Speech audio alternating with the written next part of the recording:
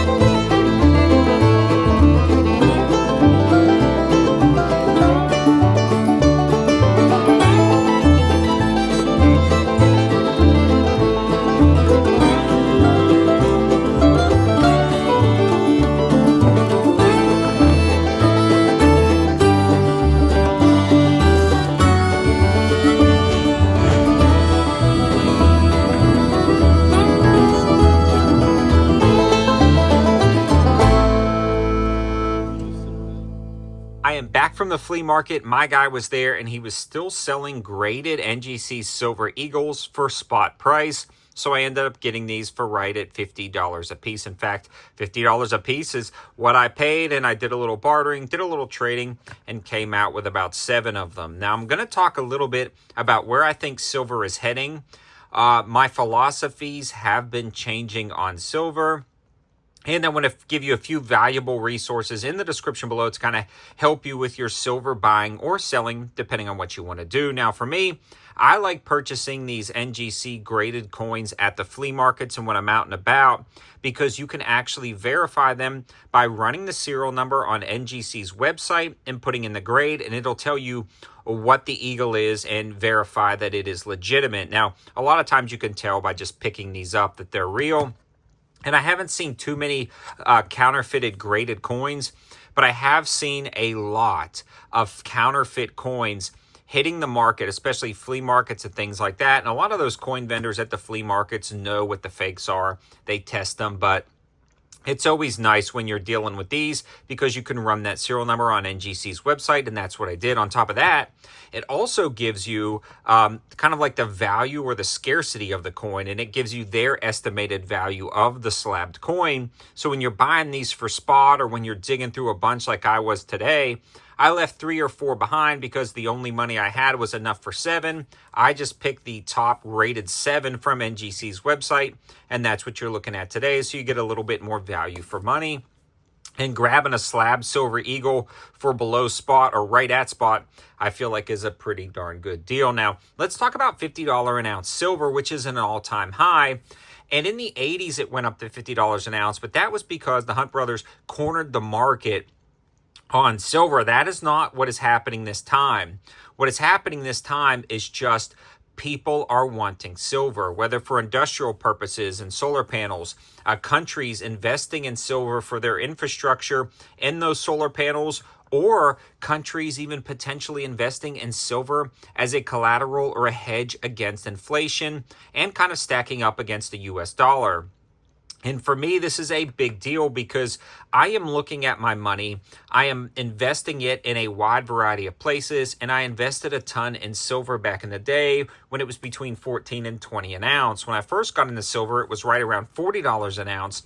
And then it started dropping. So I just kept buying because it kept getting cheaper. I had enough silver for what I wanted to do. I kind of looked at my net worth. I kind of looked at how much silver I had. And I said, this is probably enough for now. Then I wanted to start buying some again, but it started climbing up to like $25, $30 an ounce. And I said, I'll wait for it to drop. But what happened was COVID. And the U.S. economy was flooded with dollars. I believe there was some information out that said 90% of all of the U.S. dollars that have ever been printed happen to be printed from COVID on. And you can just see it devaluing the U.S. currency. Debt is on the rise. Consumer savings is downgraded. There's a lot of things going on in the world that causes people to question the U.S. dollar and the feasibility of the U.S. dollar as the reserve currency in the long term. Now, I honestly think the U.S. dollar is still going to stay the U.S. or the world's reserve currency for a very long time. But having precious metals is just a hedge against basic inflation. And it also gives you the ability to hold something in your hand that's not tied to the stock market.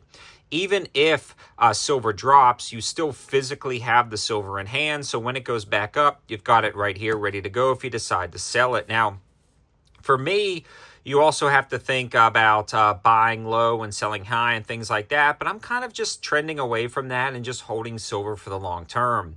I've actually only sold like one 10-ounce bar when I needed to do something for the main channel and I needed some revenue. So I ended up doing that and I regretted selling it. So now I'm just dollar cost averaging the market like I do with the stock market. And I'm just going to currently buy silver when I can. When I see a deal like this for graded slabbed eagles at spot, I'm going to buy them. I'm probably not going to go back anymore this month. I'll wait till the end of the month when my paychecks start rolling in, and I'll probably grab some more early November once those paychecks clear. And then I'll just kind of wait, and at the end of November, early December, I'll grab a little bit of more. And I'm just going to try to find the best deals possible on silver, and I'm going to use this as a hedge against inflation and dollar cost average the market. Again, I bought a ton of silver. I waited a little too long, and it really put things into perspective for me. I see silver potentially going back down. It could even go back down by the time this video goes live, but probably not. I feel like it's going to stay 50 for a little bit, and it may climb even higher. What I am doing is just putting this as a hedge against inflation.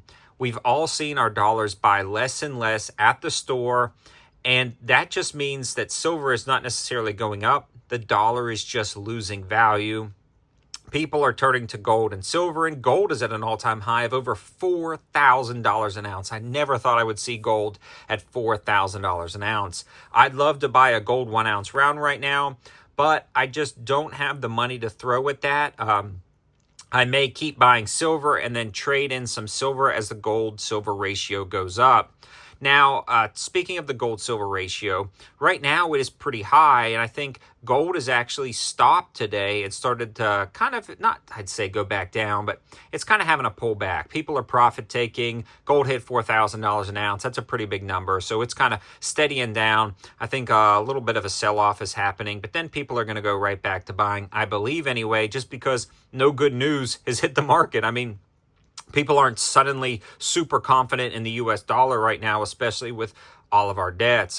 We will see what happens in the future, but a site that I love to go to, especially if you decide you want to start buying junk silver or 90% silver, is called Coinflation. Now, Coinflation is a coin calculator, so if you're out there and you're buying mercury dimes and you want to know how much silver value is in that mercury dime, today it's actually $3.67. That's pretty cool. It tells you it.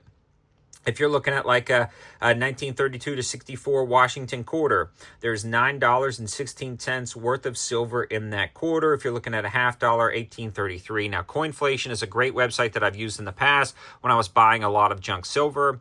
I still may buy junk silver right now, but for me, I just snagged a deal on this stuff. I bought a couple last week. I ran out of money when I was at the flea market, so I could only buy 2. And I think I made a video on that, or at least talked a little bit about that. But I'd love to hear your thoughts in the comment section below about where you think silver is going.